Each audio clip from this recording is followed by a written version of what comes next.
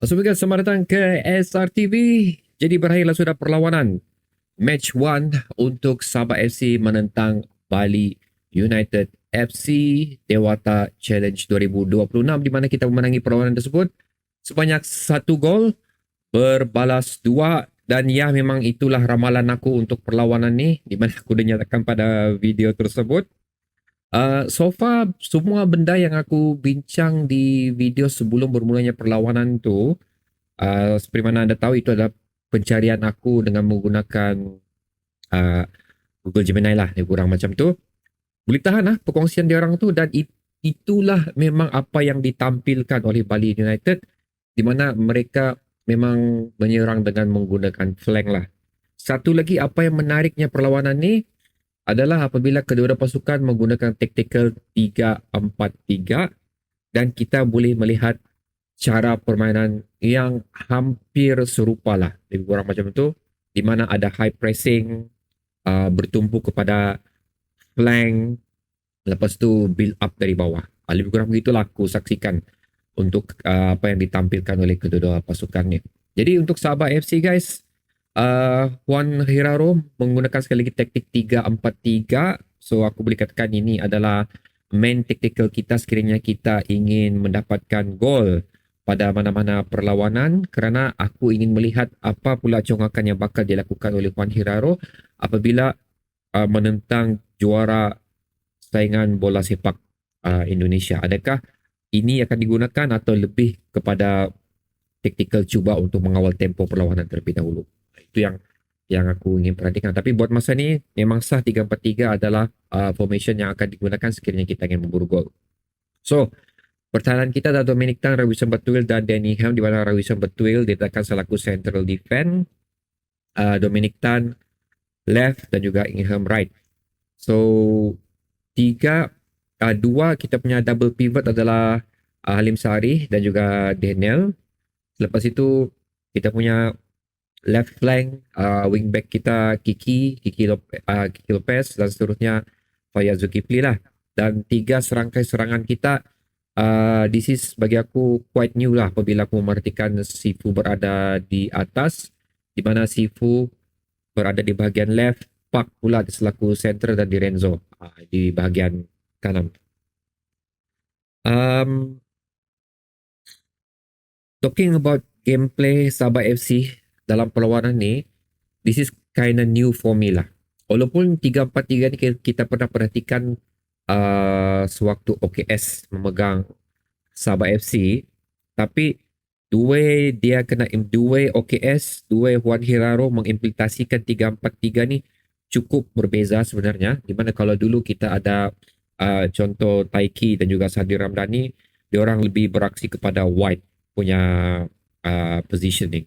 Tapi kalau Sifu, Di Renzo, Park, dia orang ni lebih kepada narrow sikit di dalam kotak D, di mana area tersebut lebih didominasi oleh Kiki dan juga Fayat lah. Cuma apa yang menarik sini, dia ada sedikit perbezaan lah. Contoh di bahagian Ingham dan juga Fayat tu, walaupun Fayat kita tahu dia ni selaku winger, tapi untuk membuat larian dan juga menghantar cross ke dalam, ianya lebih dipertanggungjawabkan kepada Ingham, di mana Fayyaz Zulkifli ni dia lebih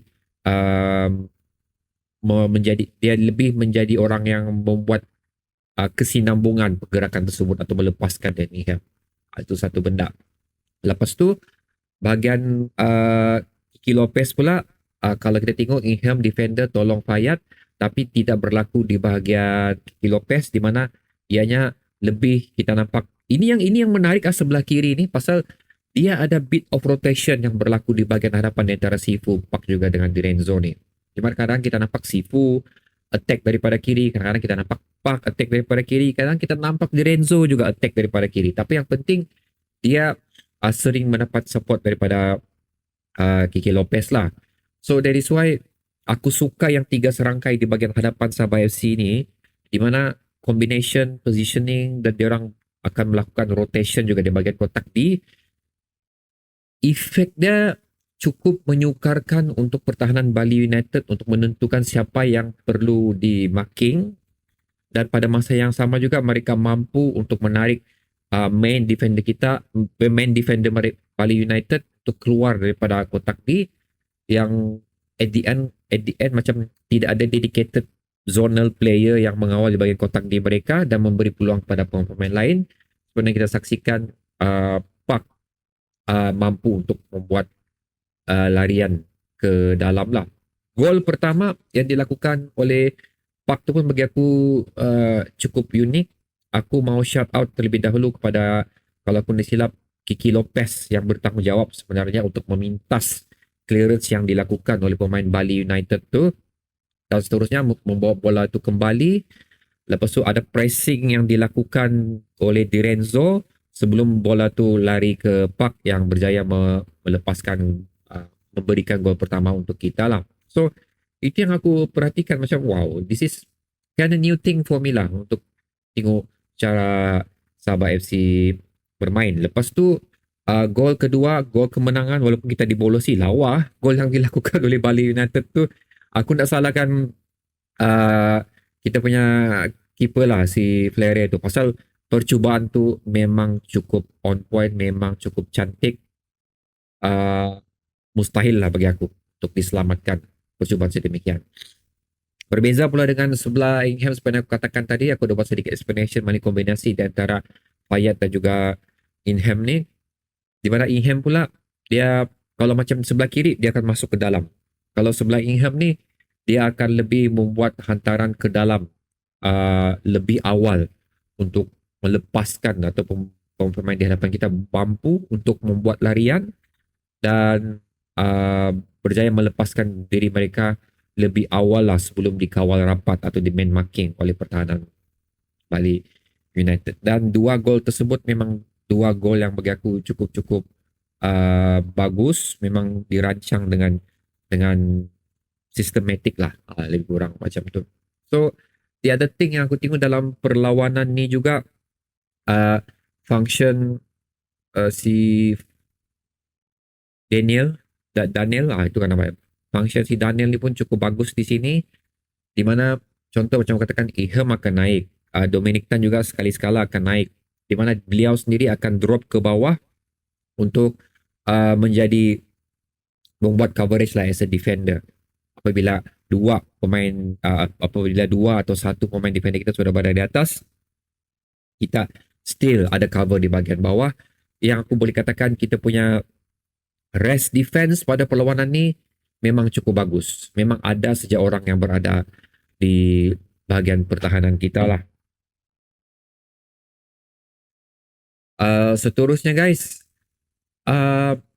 ini aku nampak juga cara Sabah main betul-betul sistematik tau. Seperti mana aku katakan juga pada video sebelum ni, yang Bali United akan main high pressing. Mereka akan terus dapatkan bola apabila kehilangan, especially apabila Sabah FC cuba untuk membuat build up daripada bawah. Memang dia orang akan counter pressing dalam situasi tersebut lah especially. Dan betapa tenangnya pemain-pemain kita untuk lepas daripada counter pressing tu, pasal bila dia orang counter boleh sampai ke 3 orang tu maksimum. So actually dia menutup ruang. Tapi benda yang digunakan iaitu diamond shape yang wujud di antara pemegang bola dan juga 2 lagi pemain ataupun 4 lagi pemain tu, membolehkan bola tersebut dilarikan dengan mudah dan berada di dalam zon yang lebih selamat, di mana ada player-player kosong di bahagian other side of the field yang membuatkan larian boleh dilakukan terus ke atas. Cakap pasal larian ni, ini benda yang lama aku sentuh lah, especially pada musim lepas, di mana tidak ada pemain yang berani untuk membuat ball progression pada musim tu, yang menyebabkan kenapa sukar sangat untuk kita bergerak untuk mengatur serangan ataupun lari daripada pressing. Tapi ini tidak berlaku dalam tactical one player ni, dalam tactical one Hiraro ni, di mana mereka cukup tenang apabila di counter pressing, mampu untuk menggerakkan bola sekiranya perlu dan mampu untuk melarikan bola sekiranya perlu, dan membuatkan kita terlepas dari zon tekanan lah, lebih kurang macam tu. So menariklah perlawanan ni. Dia macam aku cakap, kedua pasukan menggunakan tactical 3-4-3. Cara permainan memang cukup sama. Pressing, counter, flank memang sama apa yang ditampilkan oleh kedua pasukan. Cuma apa yang membezakan di antara Bali United dengan Sabah FC sebenarnya, pasal bagi aku kedua-dua pasukan ada peluang untuk menjaringkan gol, tapi apa yang lebih yang advantage untuk Sabah FC di sini aku perhatikan adalah kita punya rest defense. Tidak kira time tu siapa yang berada di position tersebut, apa rotation yang mereka lakukan, bagaimana coverage mereka lakukan, tapi still ada pemain berada di sana bagi mengelakkan kejutan counter attack yang dilakukan oleh Bali United, di mana Bali United tidak begitu disiplin lah dalam jika dibandingkan dengan Sabah FC dari segi rest defense mereka. So itu adalah advantage yang memang di-exploit oleh Wan Hiraro. So good job lah, good job untuk siapa-siapa yang spy-spy Sabah FC yang memerhatikan corak permainan Bali United ni. Walaupun kita tidak ada history perjumpaan di antara kedua-dua klub ni, tapi nampaknya kita tahu kemampuan dan juga kelemahan klub tersebut. So aku berpuas hati di atas kemenangan ni. Uh, uh, Persembahan yang diberikan oleh pemain Sabah FC, aku risau sebenarnya tahu pasal aku tahu this is a exhibition match. So aku risau mereka tidak bersungguh-sungguh bah. Tapi alhamdulillah mereka bermain dengan betul-betul bersungguh-sungguh. So pasal bagi aku kalau match macam ni yang level sebegini, dia orang main ala-ala saja.